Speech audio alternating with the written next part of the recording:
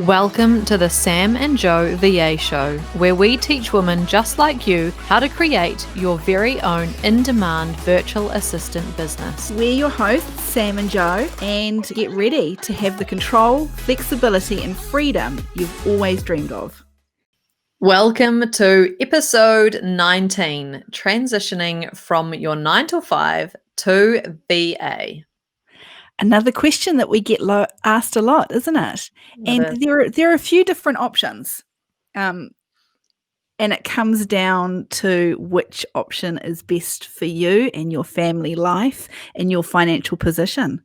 Yeah, absolutely. There's real no one right answer for everyone. So we're going to run through some of the options that are available to someone who feels like they want to, quit their job, get away from the 9 to 5 and start running a virtual assistant business, which we both agree is an amazing option, especially if you have some really good administration or executive assistant background or, something that's easily transferable. Lots of creative services, social media, websites, like there's tons and tons of services that you can provide as a virtual assistant. So having a really good career behind you or a background in something that you can transition into the online virtual world could be a really great starting point for those wanting to leave their 9 to 5 daily commutes and the having a boss, having to turn up at a certain time, leave at a certain time, ask for leave. There's all sorts of reasons why having your own business is a great option.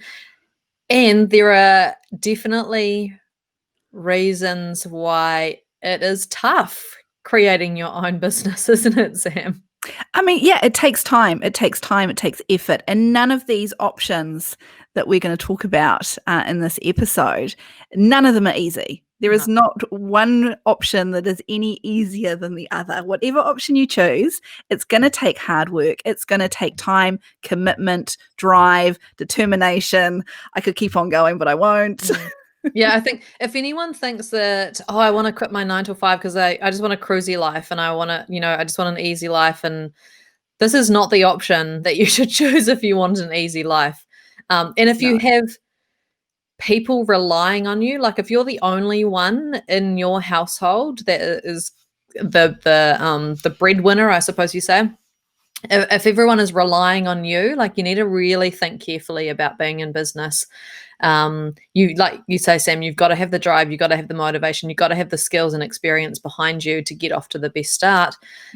Because there are times where you're not going to be able to pay yourself. There are times where it's going to be tough and, financially you're going to be wondering why you did this, if you really rely on it. Because there's things that you need to invest into your business at times. We've all seen what's happened with COVID-19 and how things can change in an instant. And I lost, more than half of our revenue coming in, and I had an entire team that I needed to keep paying. So, there's times you need to be in a position to be able to do this and give it your best shot. Yeah, I think we've all, those established virtual assistants listening, we've all had that kind of feast or famine stage in our career, haven't we? Where one week we're inundated with queries and it's like, wow, this is amazing. All this hard work is paying off. A month down the track, it might be crickets and then the phone's not ringing again. 3 months later, global pandemic. Oh my goodness, what do we do now?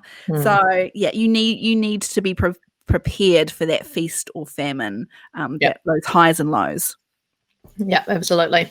So if you have made the commitment, you want to figure out how you're going to transition from your 9 to 5 and create your virtual assistant business, then we've got 5 options, have we, Sam? We do. We've got 5. And hey, and after the 5, if there is a 6th or 7th that we haven't discussed, let us know.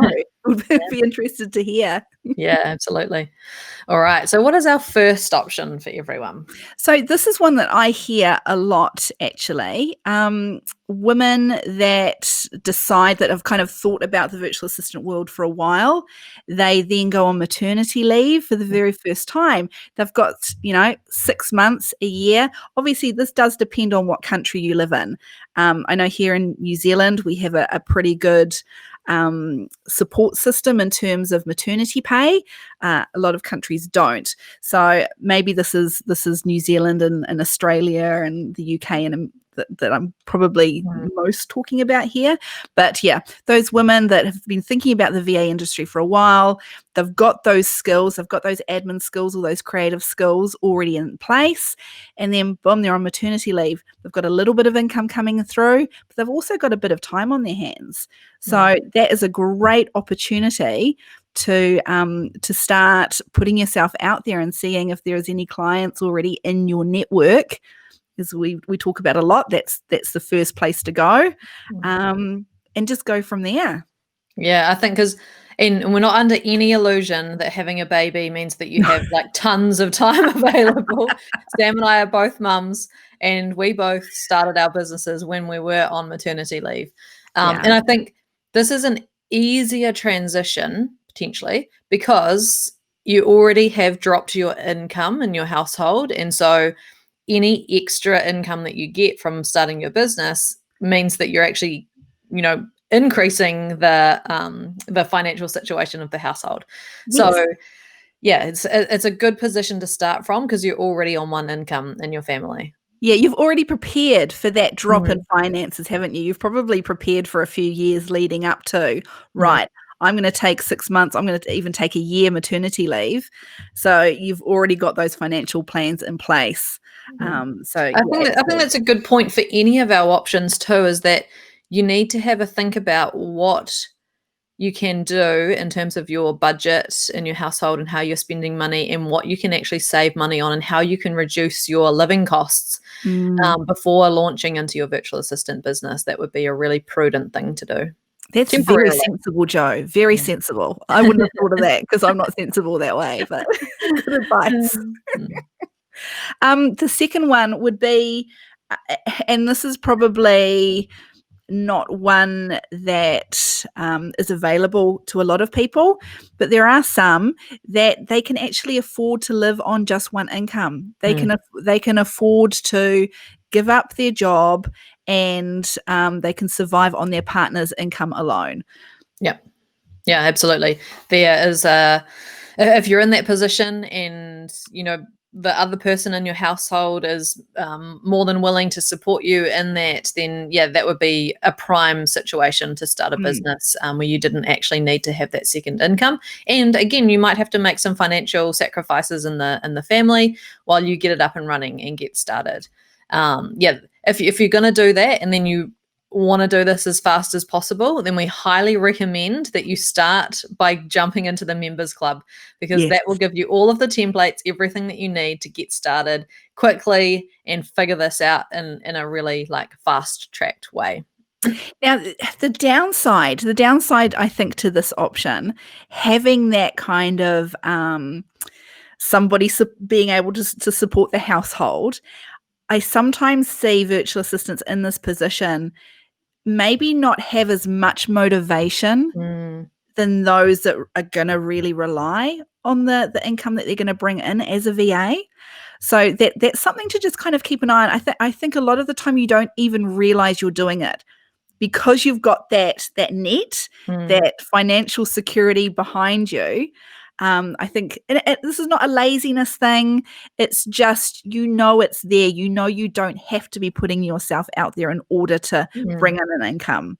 Yeah, because the more that you're putting yourself out of your comfort zone, the quicker you're going to get your business up and running and pushed forward. And we're naturally, as humans, we're going to avoid any opportunity to be pushing ourselves out of our comfort zone.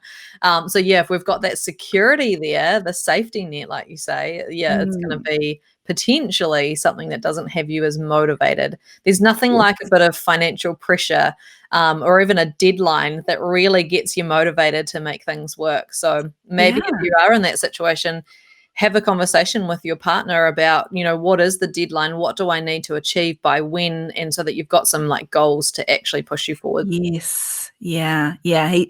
Having somebody kind of look over your shoulder a bit and go, what did you bring in last month? Mm. Although, I've had my husband kind of look over my shoulder for the first few years of my business going, you're on Facebook again. It's like, hey, this is all part of it. I'm marketing myself, honestly. Yeah. Okay. Option number 3. Going part-time in your 9 to 5, kind of that transitioning, dropping some hours in your 9 to 5 and giving those hours to your business. This may scare some people because not everyone has a great relationship with their boss or their manager. But I think if you can have that conversation with your manager, and this is all about marketing, it's going to be practice for when you're selling services to clients. You're selling this concept to your manager or your boss. So you need to figure out, really think strategically about the business that you work for. Like, could it be beneficial for them for you to do part-time? Maybe you spend half of your day actually mucking around filling in time because they haven't given you enough work. Like that would be a prime opportunity for you to say to your manager, hey, look, I'm actually doing my work in this number of hours. Like, would you allow me to do 2 hours less a day? Even better than that, you could negotiate to say, hey, these are the outputs that I can create for the business. Do you really mind how many hours it takes me to do these? And then you could be still doing the same work, getting the same pay, but you're doing it in less hours. Or maybe, and that would be the ideal situation. If anyone can pull that off, please let us know, because that would be amazing. You would be my idol. And having that conversation with your boss about what the benefits to the business could be by you reducing your hours, or coming to them with a solution of how it could actually work, or could you job share with someone. So not just going and saying, hey, I want to like reduce my hours, can I do that? But actually working with them, beside them, thinking strategically about what would be really best for the business. Could be the absolute best way to have that conversation, coming to them with a solution and what are the benefits to them. Yeah.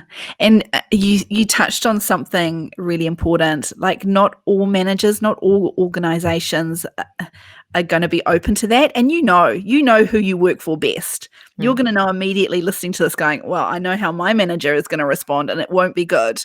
So if you know that, then just don't even go there. However, we are seeing nowadays a lot of organizations, their culture has changed a lot. It is about the people. They want their people to do well, whether that's in their own organization or outside of it. It's really important to them. So I think there are a lot of companies and bosses that will be really, really receptive to you sitting down and having that honest conversation about your own personal goals. Yeah. And try not to assume that they're never going to go for it.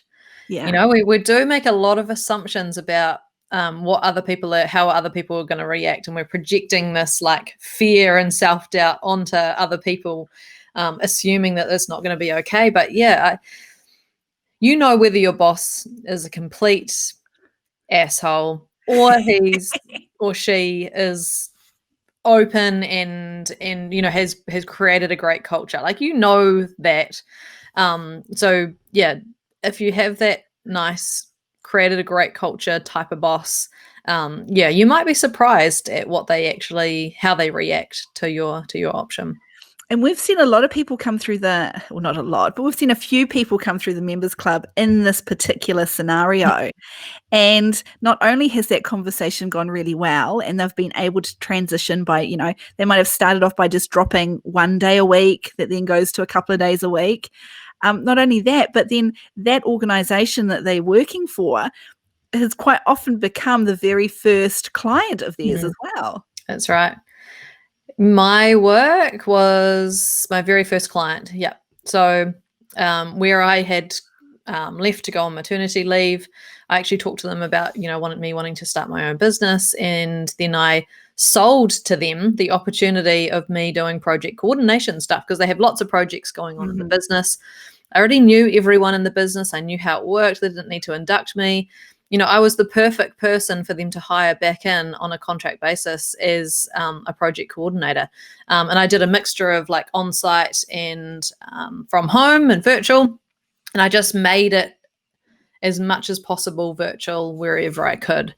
And that was like 10 years ago. So like the technology is not like it is today. No. There are some major advances in video conferencing and call, audio, visual, everything, that you don't actually have to be somewhere anymore. And people are using the cloud a lot more. So yeah, it's a lot easier now to do virtual work for businesses. And so many businesses have had to figure out how to have team members working from home now. Mm-hmm. Yeah, they have. And,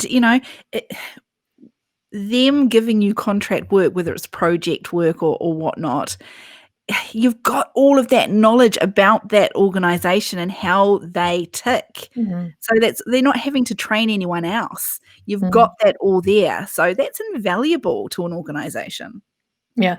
And even if you could transition your entire role to something virtual and do your role, but do it from home and do it in less hours, and then be able to fit other clients in and around what you currently do for that organization. So potentially you could actually make your entire role your first client, or the business your first client, and do your role. So it's a great option. A great option if you work for the right organization. Yeah.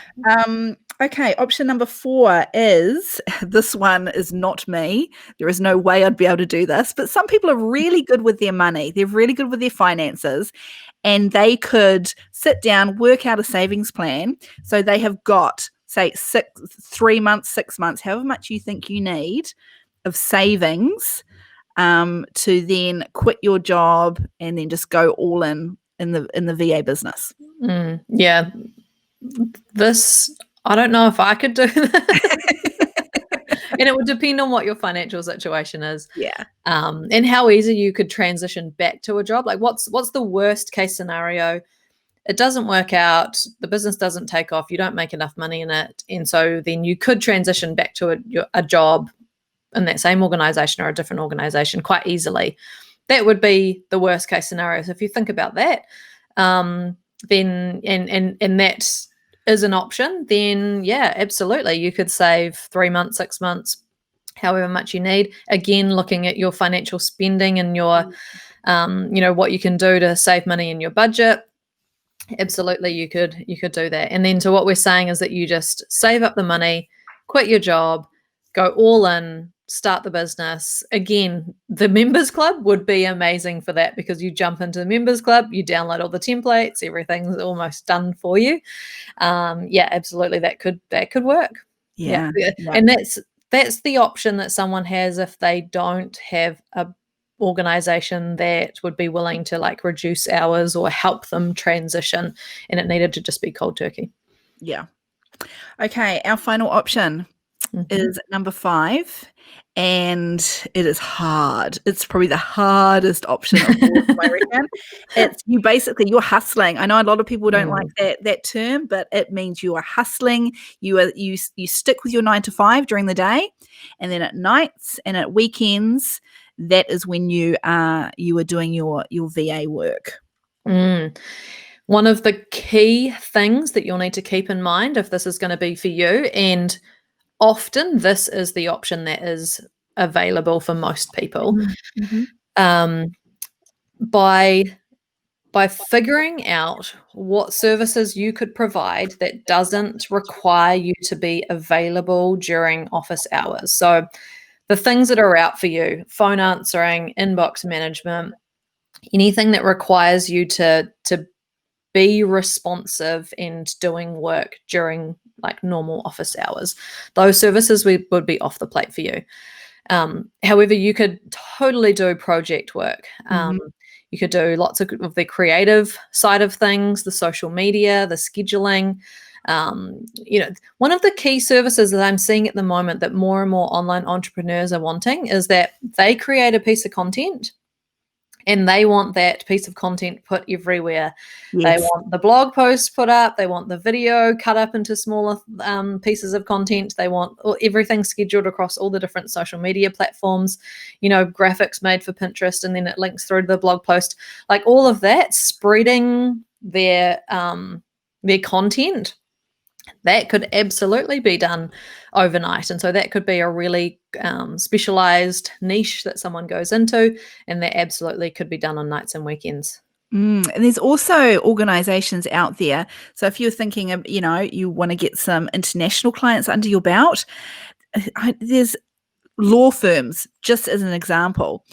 Here in New Zealand, if you were working nights, the law firms are open in London, say, for instance. So it's perfect for them. Something that they could give you the work at their 5 o'clock at the end of the day.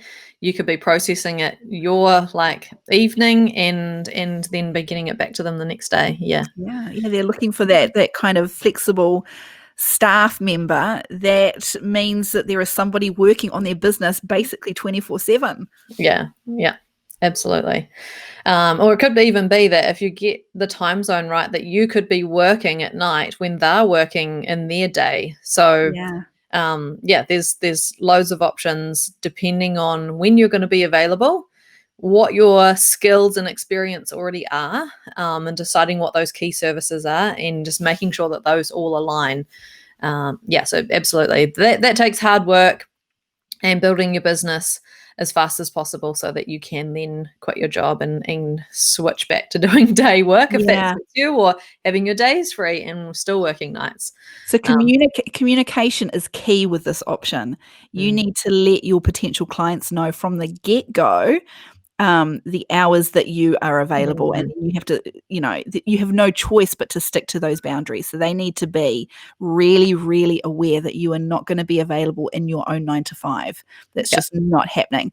Now, the downside to this option, and it's a big downside, is burnout.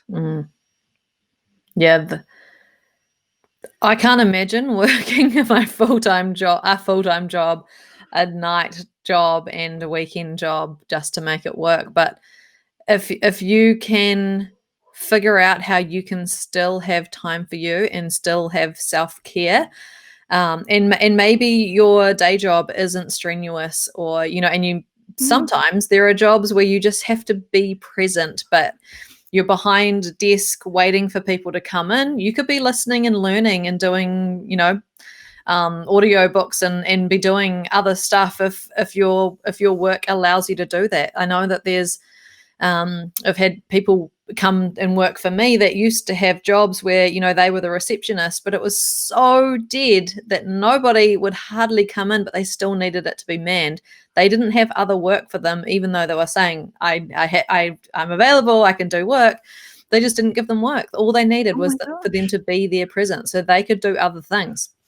If you're in that situation, I think it would be worse having a job like that, where the days would drag unless you really utilize the time. So if you're in that situation, that would be a great time to learn and do work at night.